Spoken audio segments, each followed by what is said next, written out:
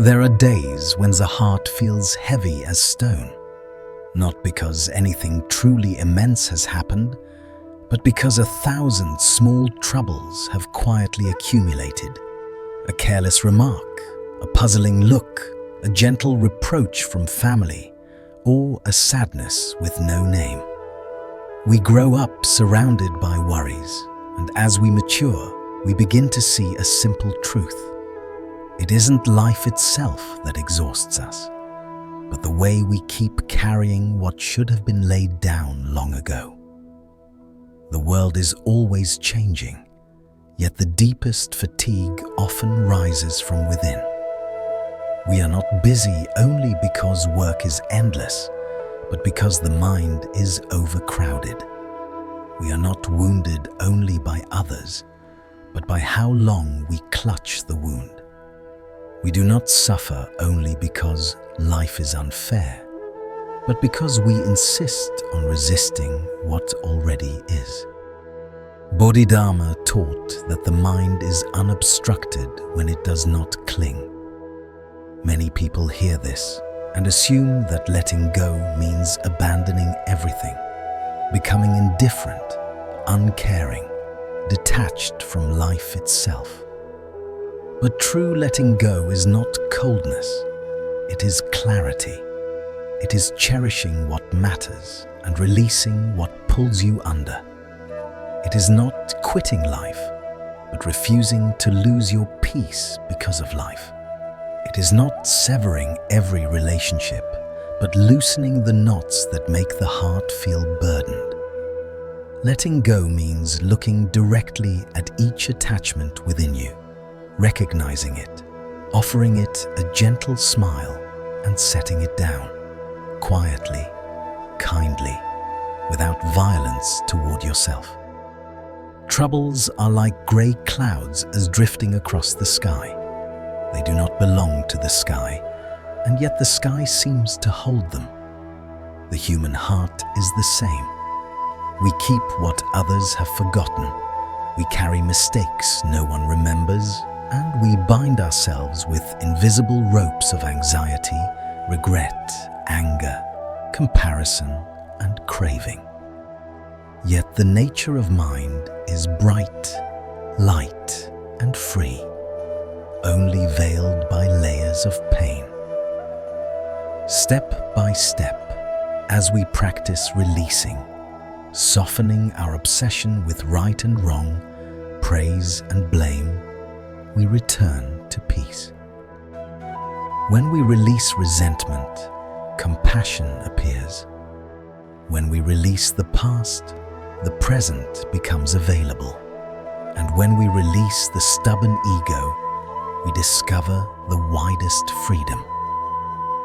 In the end, what wearies us through half a lifetime is not only labor or the weight of survival, but the endless struggle to prove ourselves.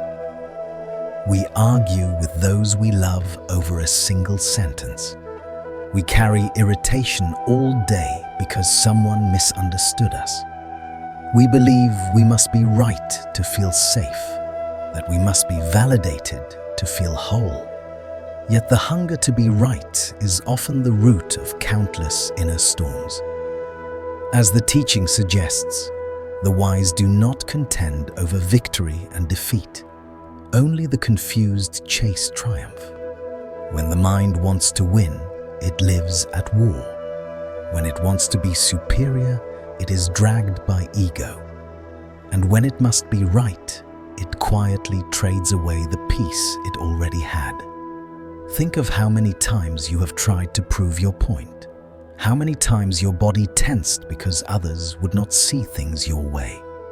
The irony is that when you win an argument, you may lose the person you love. You gain correctness and lose warmth. You keep logic and drop tenderness. True wisdom is not having the last word, but knowing when to stop so something more precious can remain. Harmony at home, softness in a relationship, the simple safety of being together. In family life, right and wrong are often only the ego-changing masks. A husband is right, a wife is right, until love becomes wrong because both insist on being more right than the other. There is an ordinary story that stings because it is so familiar. A man once said he could not sleep for 3 nights because a co-worker's comment made him feel insulted. He tried to explain, to clarify, to force understanding. But the more he spoke, the more tangled his mind became. Exhausted, he finally let it go. And only then did he realize what he had been protecting so fiercely was not true worth, but his own pride. Sometimes what we refuse to release is not a principle at all, but the ego, afraid of being smaller than the image it clings to. Bodhidharma taught that contention causes one to lose the way, while yielding protects the mind. The mind is like a still pool. Stir it with debate, with the urge to prove, with stubborn pride, and the surface rises into waves. Release the need to win or lose, and the water settles on its own. And only when it is calm can everything be seen clearly. Notice how peaceful people rarely insist on setting the record straight. Not because they do not know, but because they know too well that once words are released, they cannot be taken back. They understand that every argument has a price, and the greatest cost is often the harm we do to ourselves. The truly strong are not those who speak brilliantly, but those who are awake enough to be silent when silence is needed. Letting go of the need to be right is not weakness, it is power. When you no longer need to prove yourself, you have already stepped beyond ego. When you are not provoked by other people's words, you are already free. Ask your heart honestly, do I want to be right, or do I want peace? If you want peace, slow down by one breath. When someone is angry, do not burn with them. When someone is rigid, do not let yourself be pulled into their whirlpool. One quiet pause can save an entire day. One gentle smile can dissolve a conflict. One small step back can preserve a relationship worth keeping. This is the first step into Bodhidharma's meditative life. When you stop trying to defeat others, you begin defeating yourself. When you stop trying to outshine anyone, you outgrow the ego. When you stop arguing with people, you begin facing your own afflictions. And life, strangely, starts to feel lighter. And there is a quieter suffering that roots itself deeply in the human heart: expectation. We expect the ones we love to understand us, the ones we help to feel grateful. We expect friends to treat us exactly as we treat them. We expect children to obey, parents not to hurt us, and everyone to think the way we think. Then those very expectations become our sharpest pain. Expectation is an invisible rope. We use it to bind others to our standards, hoping they will fit the shape we call right. When they do not, we feel disappointed. When they do not appreciate us, we feel wounded.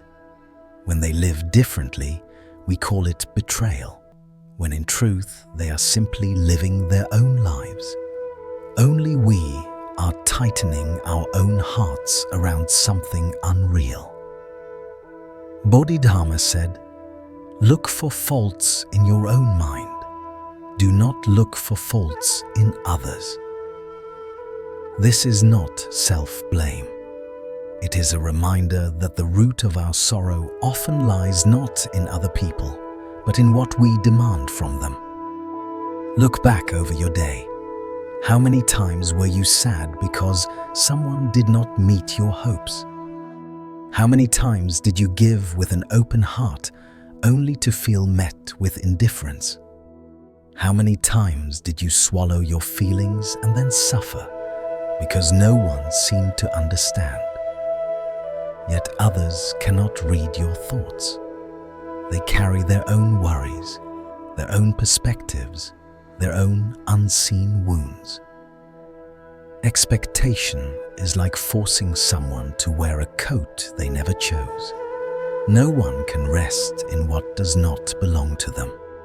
To release expectation is not to stop loving.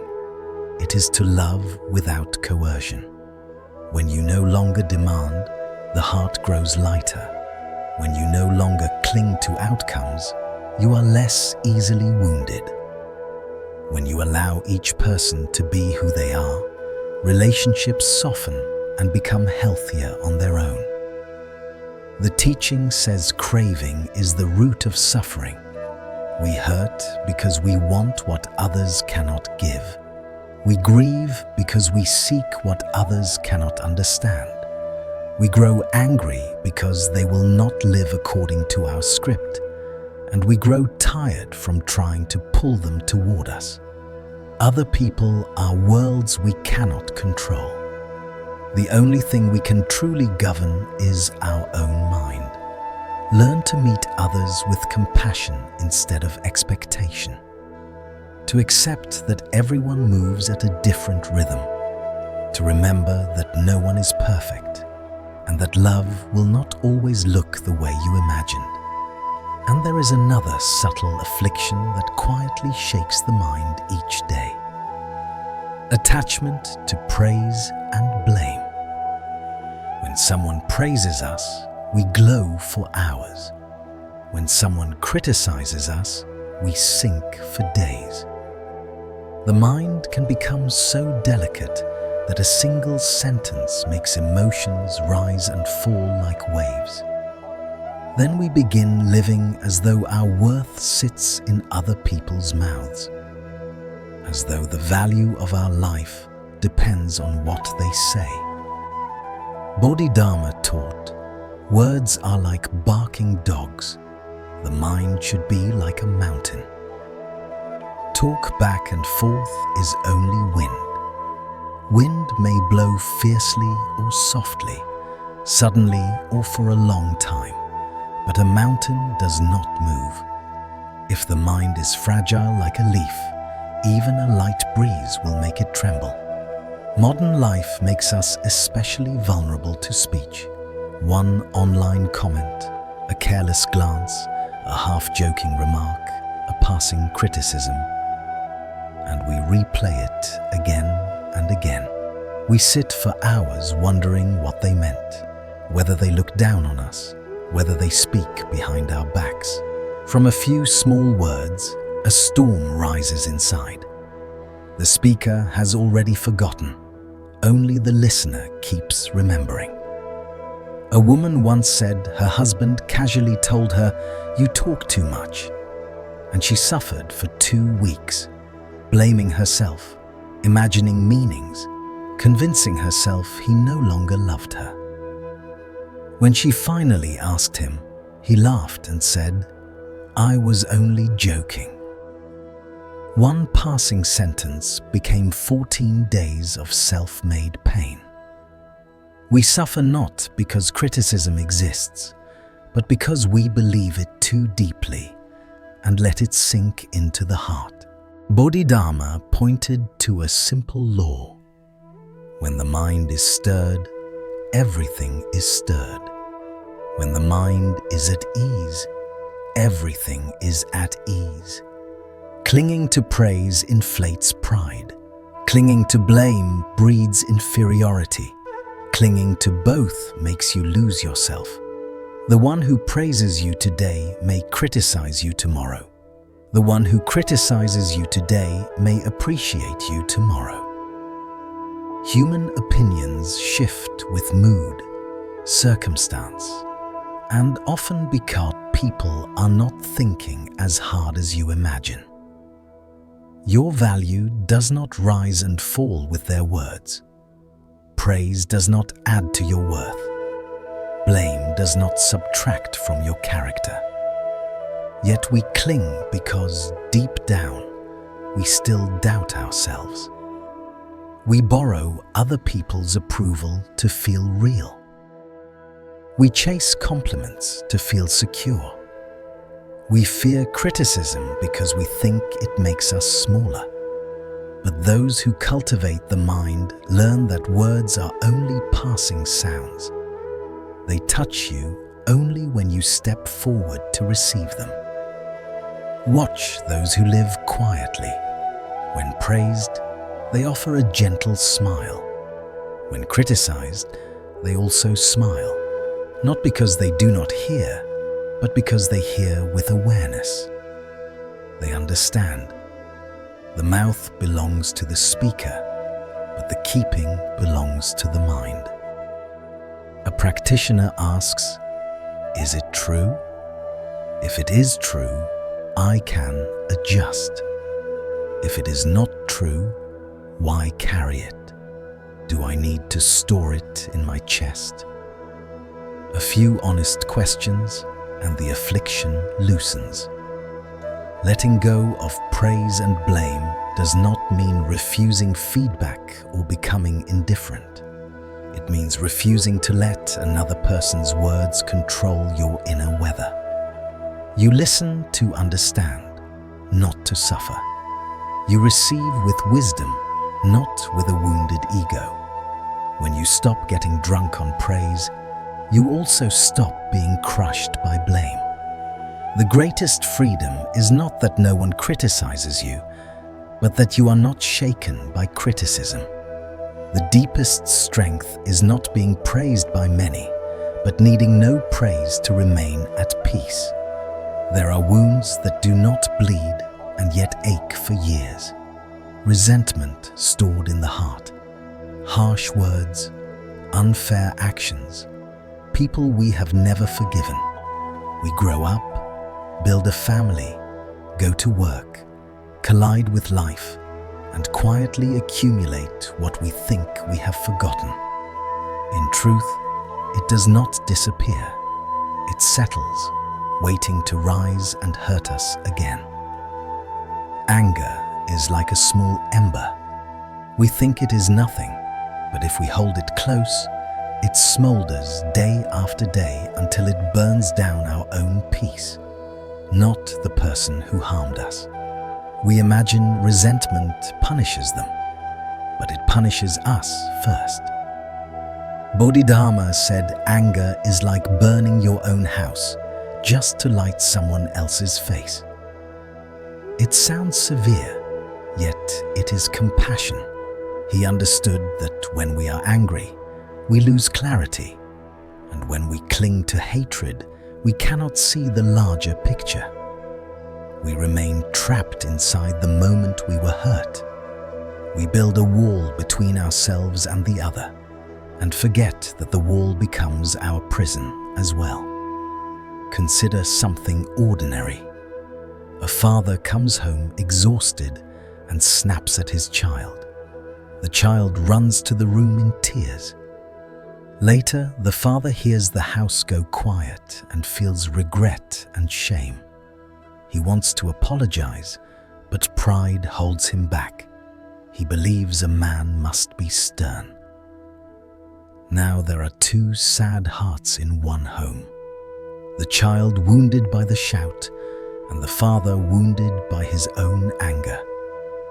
If he had released that fury, one deep breath, one softened voice, one hug, everything might have changed. Anger arrives like a dark cloud, sudden, blinding, pushing us to speak what we should not, and to act from emotion instead of wisdom. Yet anger also passes quickly if we do not cling to it. The problem is that most people do not let it go. They feed it. They replay every sentence, every slight, every unfair moment, until memory becomes weight and the heart grows heavy. In Zen, letting go does not mean pretending you were not hurt. It means facing the feeling, seeing it as a cloud crossing the sky, real, yet not a chain. It means remembering the one who hurt you is also human, also flawed. It means understanding an apology may come late, but your peace does not need to wait for it. Forgiveness is not approving the wrong or agreeing with the harm. It is freeing yourself first. Life is short. One day of anger is one day of peace lost. 1 month of anger is 1 month of joy lost. 1 year of anger is a year of clarity lost. Some people stay angry for a lifetime, and only when their hair turns white do they realize what they carried was never worth the price. And often we are not chained by iron, but by old memories.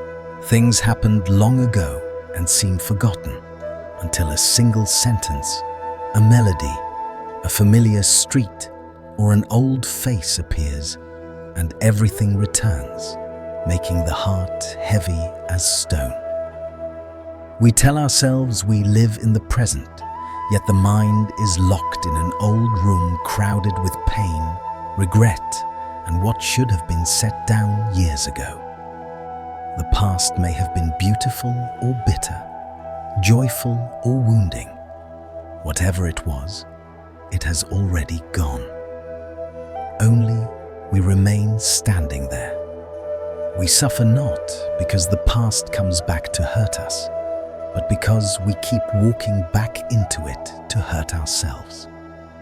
Bodhidharma taught that if you want to move forward, you must know how to leave. It sounds simple, yet it can take a lifetime to understand, because leaving is not only leaving a place, a person, or a memory. It is leaving a state of mind, stepping away from thoughts that exhaust you, from feelings that keep punishing you, from emotions you were never meant to carry forever. Look closely into your own heart. How many sorrows are you still carrying from yesterday? How many nights have you lost to what can no longer be changed? How many times have you blamed yourself for choices already made, wishing you could go back and do it differently? But that day is gone. No matter how many times you replay it, it will not return, so you can repair it. We get trapped in a familiar circle, regretting what we did, grieving what we did not do, aching for what we could not keep, and punishing ourselves for what we cannot forget. Yet clinging to the past steals the present. It is like holding the handle of a door that has already closed, knocking, weeping, praying it will open again, while forgetting that behind you a new road is waiting. Many people know this story in their own way. A woman ended a long relationship and could not step out of her sadness. She kept every keepsake, every photo, every letter, even the habit of waiting for a message she knew would never come. She thought she was preserving love, but she was sinking into the swamp of memory. The day she finally released one small thing, an old scarf, her breath loosened for the first time. From there, she began clearing her mind, little by little, until one day her heart felt wide as the sky. The past is not your enemy, it is your teacher, but it should remain a lesson, not a wound. In meditation, Bodhidharma emphasized this. Do not dwell in the past, and you will have a present to live. The past is water that has already flowed away. The present is the current moving now. The future is the stream not yet arrived. Much of our pain comes from trying to swim upstream, to return to what is no longer there. Some ask, if I let go of the past, will I lose the beautiful memories?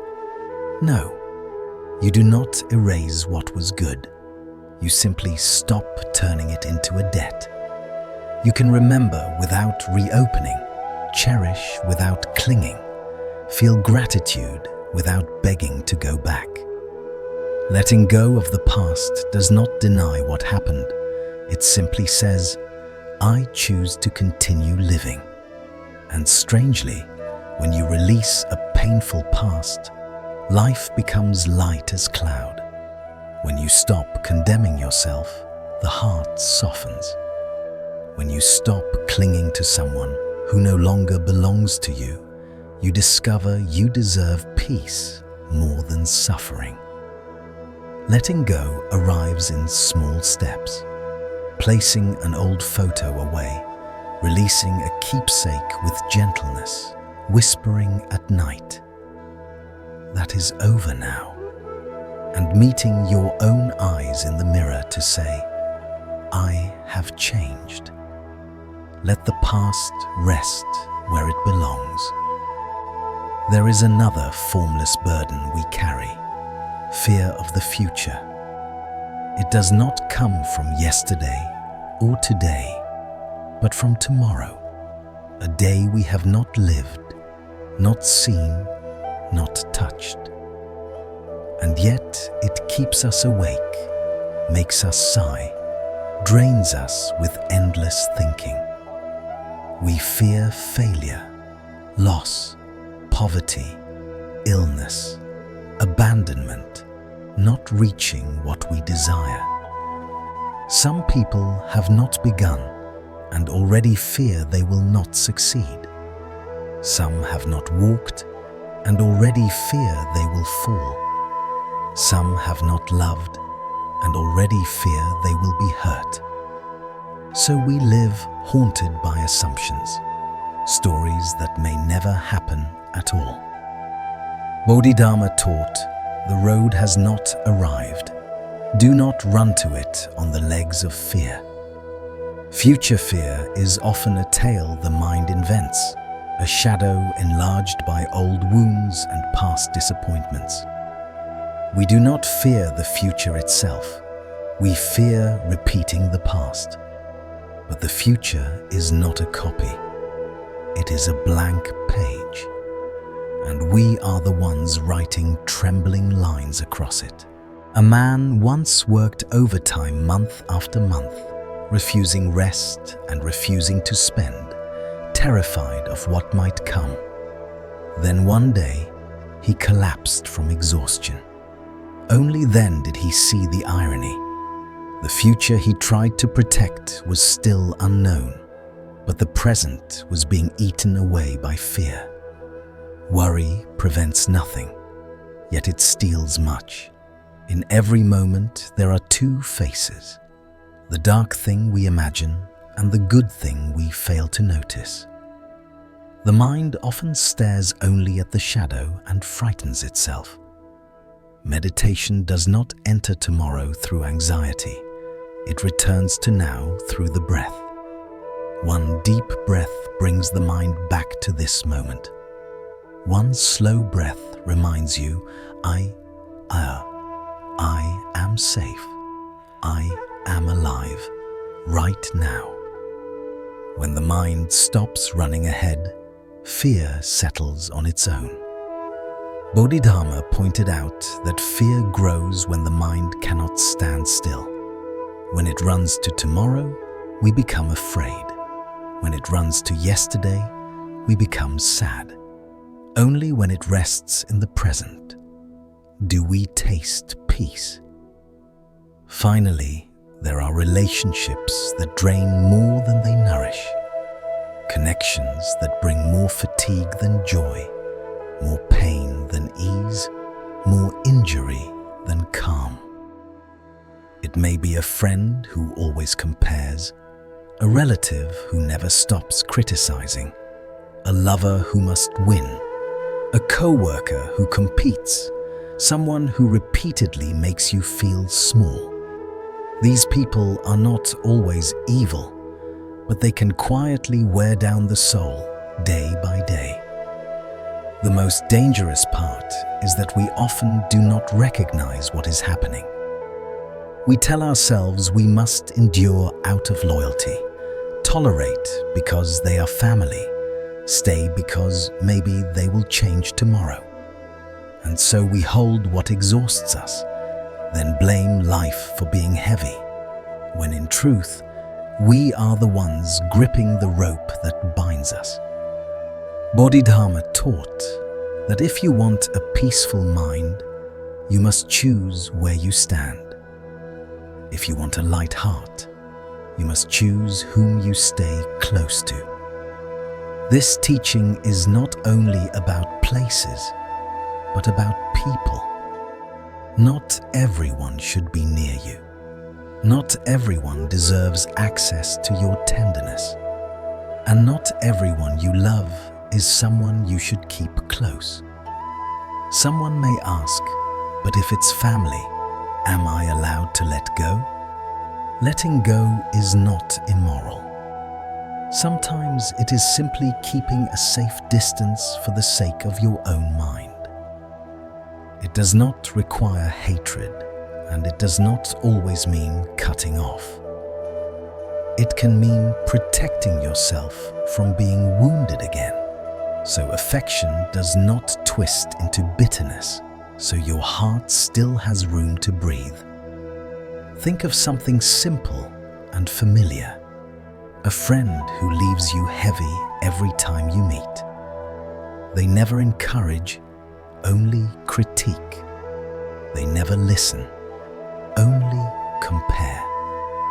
When you share joy, they accuse you of showing off. When you share sadness, they call you weak. The more you open, the more exhausted you become. Yet you keep them close because you tell yourself, we've been friends for years. But if a relationship brings more pain than peace, is it worth trading your well-being for it? Some people come to teach us love. Some come to teach us boundaries. Some come to teach us the lesson of release. You have the right to keep those who bring you calm and to step away from what keeps hurting you.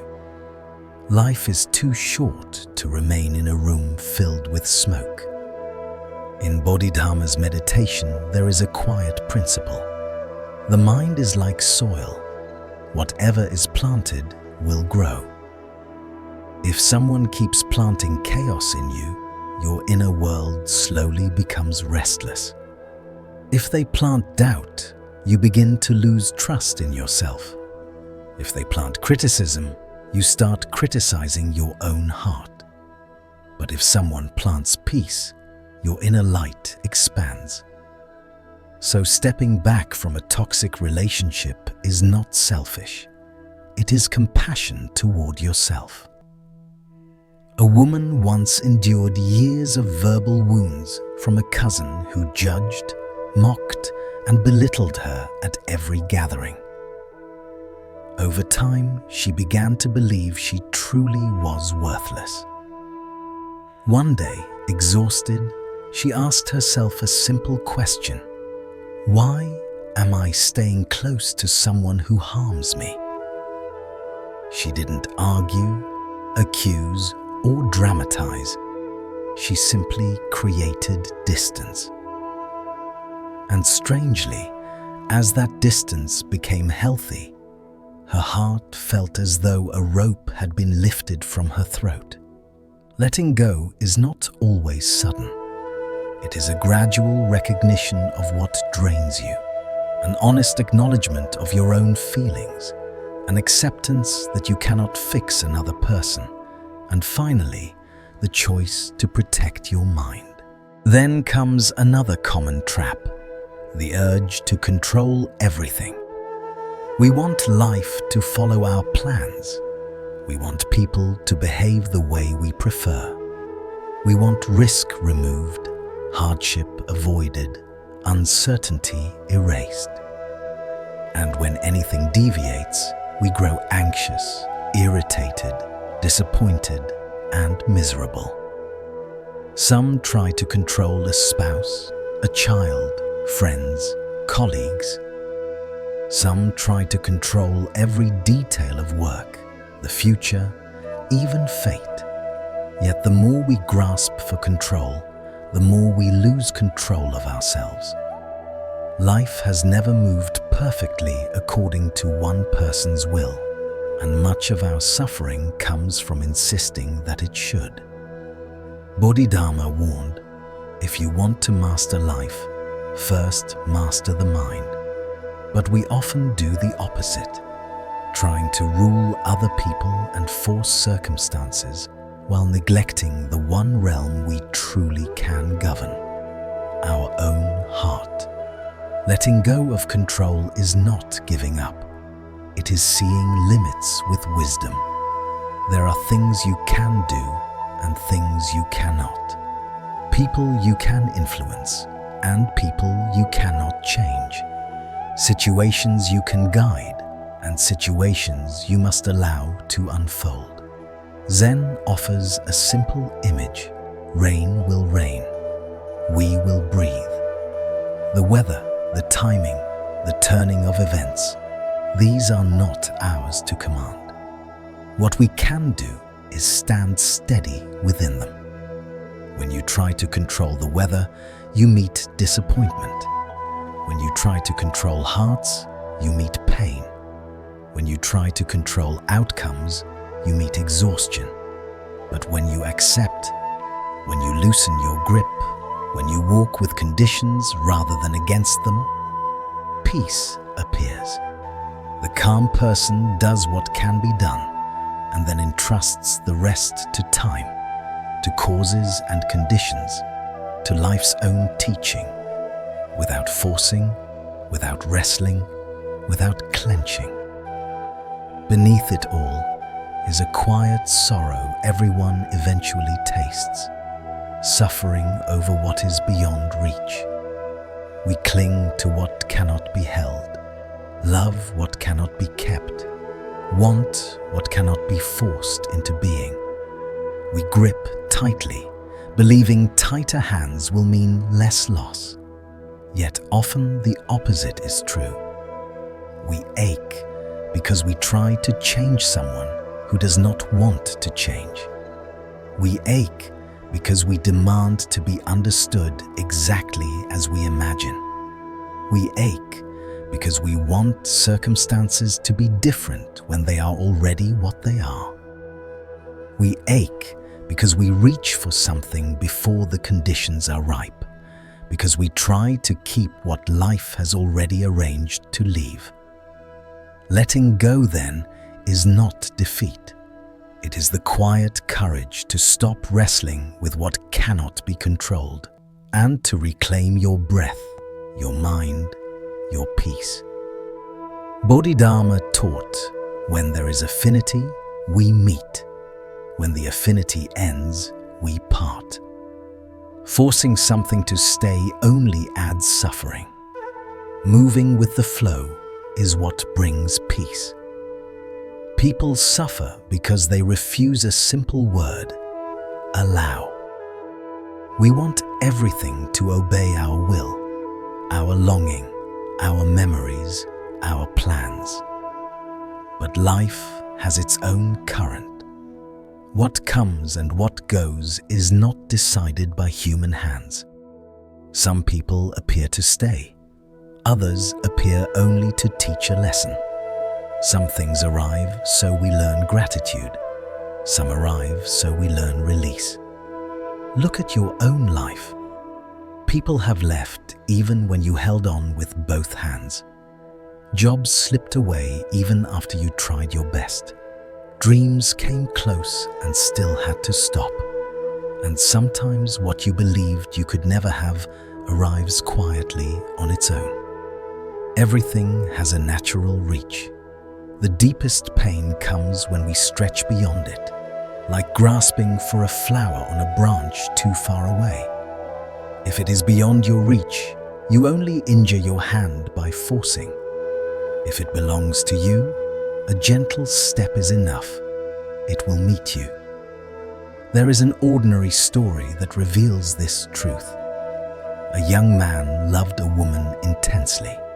He did everything to keep her. Messages, calls, self-improvement, explanations, pleading. The harder he tried, the farther she moved away. Until one day, exhausted, he became unexpectedly calm and said, "If she does not wish to stay, that is beyond my reach." In that moment, the pain did not vanish, but it grew lighter, because he stopped fighting what was already leaving. Letting go of what is beyond reach is not giving up. It is waking up. It is understanding that some things cannot be held, no matter how tightly you grasp. Some situations cannot be changed, no matter how deeply you ache. Some people cannot remain, no matter how much you love. And some dreams must take a longer road before they become real. Life owes us nothing. People do not owe us love. Circumstances do not owe us ease. When we stop insisting life must look a certain way, we begin to feel lighter. Things come and go according to causes and conditions, not according to our demands. A simple practice is to ask, what can I truly do here? If you can act, do your best. If you have done your best and nothing changes, then the rest is no longer yours to carry. A heart that knows how to let go does not force a river to flow backward. It stands on the bank, breathes deeply, and says, "What belongs to me will find me. What does not belong to me cannot be kept." When you release what is beyond reach, you reopen something you may have closed for years. Freedom. Freedom from craving, from disappointment, from the pain of gripping what was never yours. And strangely, when you stop clinging to what is not yours, what truly is meant for you finally has room to come closer. Place a hand on your chest and say softly, "This is beyond my reach. I choose peace." This is a step on Bodhidharma's path of release. See the limit clearly, smile at the turning of conditions, and set down what does not belong to you. Along the human journey, there is a quiet longing many of us carry, to be loved in exactly the way we want to be loved. We want attention in the form we prefer, listening in the style we expect, affection in the shape we imagine love must take. When others don't offer it that way, we feel hurt and disappointed, and we ask, do they not love me enough? But the truth is often simpler. People love us not in the way we demand, but in the way they know. Some love with words, some with actions. Some love through silence, through responsibility, through worry, through giving you freedom. Some love by staying close. Some love by giving you space. No single form is perfect. There is only the form each heart can offer. Yet we forget this. We filter love through our own lens and then require others to match it. We assume silence means indifference. We assume awkwardness means coldness. We assume what is unsaid means what is absent. And these assumptions hurt us more than love ever did. Bodhidharma taught that happiness rises from a mind that does not demand. The more we demand, the more easily we are wounded. The bigger the expectation, the deeper the disappointment. We suffer not because the other person does not love, but because they love differently from what we crave. Picture something ordinary. A husband cannot speak sweet words. He rarely says, "I love you." Yet he always saves the best food for his wife, stands in the rain for her, fixes the small things in the house so she won't worry. The wife thinks he never expresses love, while the husband thinks, "I do everything for her." They love each other, just not in the form the other is waiting for.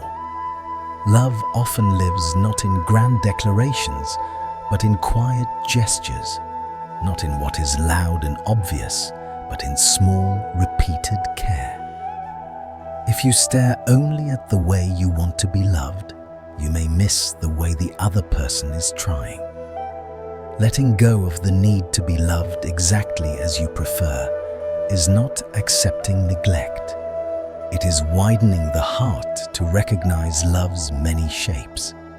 It is freeing love from rigid templates so it can breathe and grow.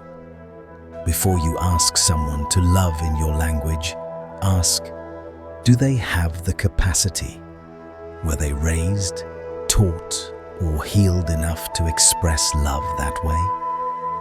People carry limits, wounds, and old deprivation. They often love in the only form they learned. The teaching points to this. If you want to be loved, love with understanding. Understand that expressions differ, that love may not look the same and yet can still be real, that someone may be offering their best, even if it is not your standard. When you stop demanding, love becomes softer. When you stop waiting for it to arrive in one strict shape, you begin to receive it in surprising ways. This is another step on the path of release. Open the heart to see that love is not something to control or demand, but something to recognize, appreciate, and cherish. Everyone carries a past. Some memories are warm as early sunlight. When they return, the heart glows. But other memories are heavy as stone, and each time they rise, they drain us again. The sad thing is this: we often hold what hurt us longer than what made us happy. We remember the words that cut, the betrayals, the mistakes that still sting, the losses that left bitterness, the burdens we could have set down long ago. Bodhidharma taught that the mind is like a clear mirror. Wipe the dust each day and don't let dust harden into stone. Yet we often do the opposite. We keep the dust so long it becomes a crust, and then we wonder why we feel exhausted. Here is a gentle truth that is hard to accept. The past is not hurting you anymore. Only your memory of it is. The event has ended. The person has gone. The season has closed. But we pick it up again, hold it, polish it, replay it. And an old pain becomes a fresh wound. Some carry one cruel sentence for years. Some are chased by an unfinished love for a lifetime. Some regret a decision that cannot be undone or grieve what will never return. Some are angry at themselves for not being good enough, angry at others for not loving them enough. Ask your heart, how many years have you carried these things, and for what? To suffer more or to grow? A simple story makes this clear. An old man always carried a heavy bag to the market. Villagers asked why he didn't throw away some of the old junk inside. He replied, "These are things I've collected in life. I'm used to carrying them." One day, tired beyond words, he finally opened the bag and discovered that half of it was stones and trash. He laughed and said, "I made myself heavy. No one forced me." He discarded what was useless and kept only what he truly needed. From that day on, his steps were lighter. We are the same. We carry stones of the past in the bag of the soul, forgetting we have the right to set them down. Letting go of the past does not mean erasing everything. It means refusing to let memory decide the emotions of today. It means seeing what happened as a lesson rather than a burden, like a wound already healed, yet we keep scratching it, like a door already closed, yet we stand there knocking, like a branch that has shed its leaves, yet we demand it turn green again. Bodhidharma said those who suffer from the past live in a prison they built themselves. This prison has no bars, only the memories we keep. It has no lock, only our refusal to step out. And the key has never been in someone else's hand. It has always been in our own. One practice is to ask, does this still affect my present? If it does, is the effect helpful or harmful? If it does not, why is it still living in my chest? No one can begin a new day with feet still tied to yesterday. The one who knows how to release understands. Those who left did so at the right time. Mistakes were lessons that needed learning. Wounds taught you to treasure yourself. Losses shaped your strength. Releasing the past is not denial. It is liberation. Place a hand on your heart and whisper, "The old story has passed. I allow myself to be at peace." This is a step of letting go, opening the prison door of the past and walking out, light as wind. Beneath many of our deepest sorrows lies a root few notice. We place too much expectation on others. We hope they will be as good as we imagine, understand us as we wish, treat us exactly as we treated them. We want recognition, gratitude, loyalty, support, especially when we need it most. But life does not run on one person's demands. The more we expect, the easier we are wounded. Bodhidharma warned, when you place your peace in someone else's hands, you surrender your freedom. When they are kind, you are happy. When they are careless, you are sad. When they remember you, you feel cherished. When they forget, you ache. Your inner weather begins to depend on their behavior. If your heart sways with every word and action of another, you have handed away authority over your own happiness. Consider a woman who sacrificed almost everything for her husband and children, believing her devotion would be met with affection and understanding. But her husband was not skilled with tenderness. He grew used to her care and rarely said thank you. Her heart filled with silent resentment, not because he did not love her, but because she expected him to love in the way she preferred. In truth, he loved in his own rough, clumsy language. If she never released the expectation, she would live inside disappointment.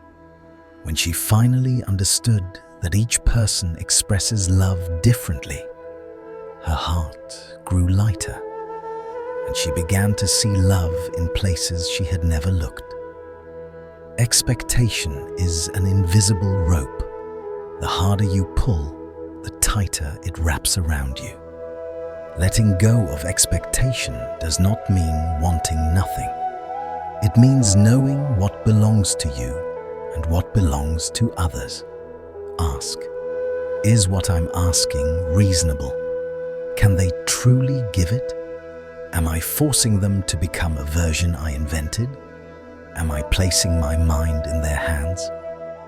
When you release expectation, you stop suffering because others are not as you wish.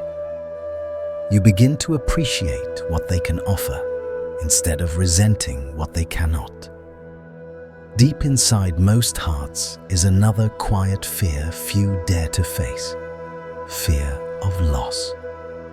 We fear losing the one we love, losing support, losing opportunity, money, status, connection, attention, everything we struggled to gain. This fear is not loud, but it seeps into thought and action. It makes us anxious even when life is calm, keeps us defensive and clinging, unable to relax until we are exhausted. Bodhidharma reminded, everything you have will one day be released. It sounds sad, yet it is the truth that teaches lightness. What comes will come, what goes will go. The more you cling, the more you hurt. The more you fear loss, the more you lose yourself. Like water in your palm, hold it gently and it stays. Squeeze it hard and it slips away. Fear makes us grip what should be allowed to move naturally, holding a person who wants to leave, forcing a relationship that has reached its end, maintaining what harms us simply because we are afraid to lose it. We forget that only when the wrong thing leaves can the right thing arrive. This fear appears everywhere. Those with money fear losing money. Those with position fear it shaking. Those with reputation fear gossip. Those with stable work fear replacement. Parents fear children growing up and leaving.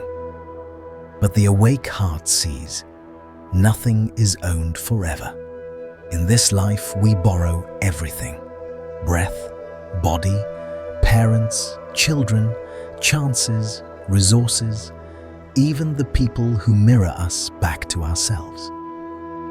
One day, all of it returns, like water returning to the sea.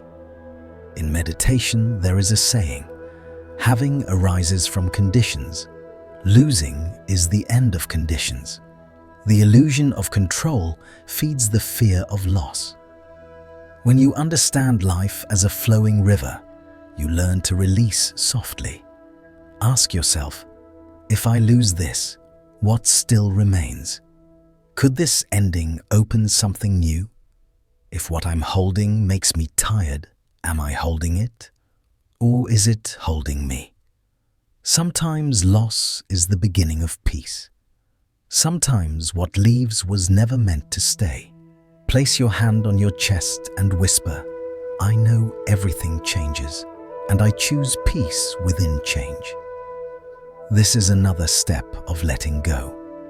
No longer trembling before what might be lost, because you understand what is truly yours will not need to be forced, and what is not yours cannot be kept by fear. And with that understanding, fear dissolves like morning mist. And finally, each person carries a long list of things they want to control: work, money, emotions, the future, health, even other people's thoughts. We want life to follow our plans. Yet the longer we live, the more we see a painful simplicity. Many things cannot be controlled at all. Not the weather, Not the coming and going of conditions, not the changing of hearts, not illness or aging, not what tomorrow will bring. The endless war with what lies beyond our reach is what makes us weary. The teaching points us back to the only true mastery, not controlling life, but steadying the mind that meets life. Bodhidharma said something profoundly simple. Life does not follow anyone's wishes. It moves according to causes and conditions. We suffer because we try to bend conditions to our will. Much of our pain comes from failing to see a crucial boundary, what we can do and what we cannot change. We hold both in the same arms, trying to turn everything through sheer effort, and then feel crushed when reality refuses to obey. Think of a familiar scene. A father worries that his child is choosing the wrong career. He interferes, pressures, argues, certain he is acting for the child's good. But the child has a path of their own. The more the father tightens control, the more the child resists, until both are exhausted and the bond is bruised. In time, the father learns what all parents must eventually learn. You can guide, but you cannot decide another person's life in their place. He loosens his grip, and strangely, when he stops controlling, the child becomes more responsible. This is why people say that those who move with the natural order find peace. Nature does not wait for anyone, and it does not change direction because we demand it. Zen offers a quiet image. Someone sitting beside a river does not try to stop the current.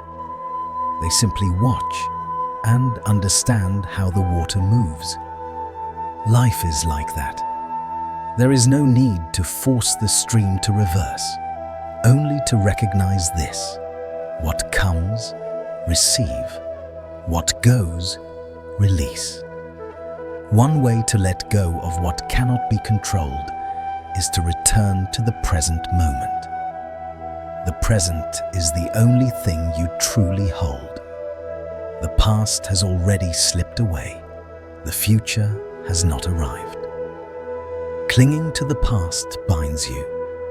Trying to control the future disturbs you. So much lies beyond our reach. Other people's words, their thoughts about you, their reactions, time, outcomes, sudden disruptions, change, impermanence itself. What you can govern is surprisingly small.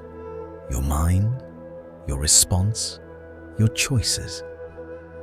When you see this clearly, a great weight drops from the chest. Can you control whether others love or dislike you? No.